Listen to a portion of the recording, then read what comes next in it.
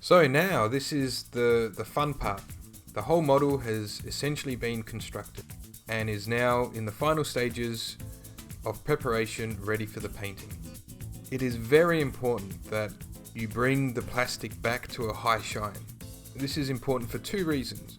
One, if you don't actually sand back the whole of the model, so every single surface being at least gently sanded back, you will get different textures and different shines across the different parts of the plane.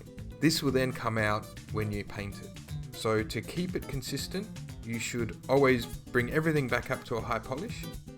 But the other reason is, for paint adhesion, the general look of the actual airframe, remember that it's an aluminium airframe for the most part, you bring it back to a nice shine and it'll actually look like aluminium. The way to do this is to use polishing compound. So I use the Tamiya ones and they come in a few different grades. I don't normally bother using the different grades, I normally just stick with the middle or the finish one. Place a little bit of the compound on the tip of a cotton bud and then massage it into the plastic. And use a little bit of pressure when doing this, because what you actually want to do is you want to make sure that it actually begins the process of the micro sanding that the polishing compound actually does. So make sure that you spread it over the whole surface of the aircraft, and especially in the areas where you've actually been sanding. Prior to this, you want to go through all the series of sandpapers, starting with 1500 through to about 2000, and you can actually go even higher to 2400 or even 4000. But generally speaking, it's not really that necessary.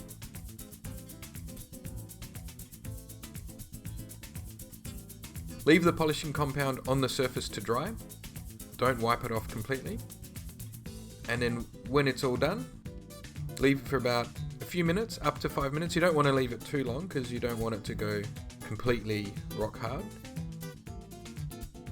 And then with a buffing tool, simply start to remove any of the polishing compound.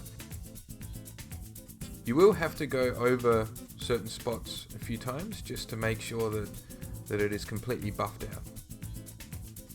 If you don't have a Dremel or other rotary tool, then you can do this by hand. But just be aware that it is actually a lot more work and it requires a lot of short, sharp motions. You can do it either in a circular pattern or left and right.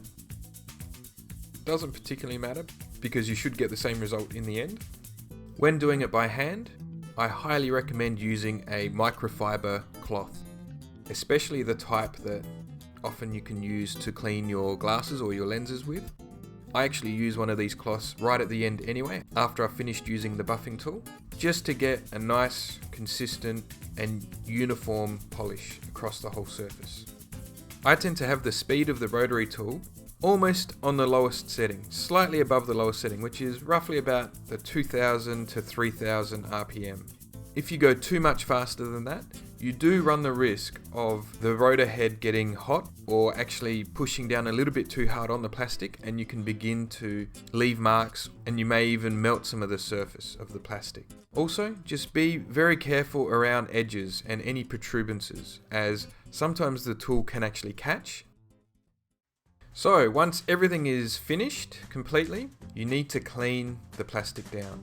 Often what will actually happen is, if you have used the polishing compound, there will be lots of the compound left in all the rivets and in the panel lines. And this needs to be removed, because if you don't, and you put a primer over the top, you'll be losing a lot of detail because there will be material stuck in those grooves. But secondly, as time goes on, what you might actually find is you might find that because the primer hasn't actually adhered to the plastic, it may actually start to come off and chip off in those areas where you've actually got dirt and grime underneath. So you really want to make sure that you clean everything thoroughly. Just using warm soapy water is enough. That's all for this episode of Scale Model Cinema. I hope you enjoyed it and will join us again in the future. Check out other videos at scalemodelcinema.com or like us on Facebook. Cheers.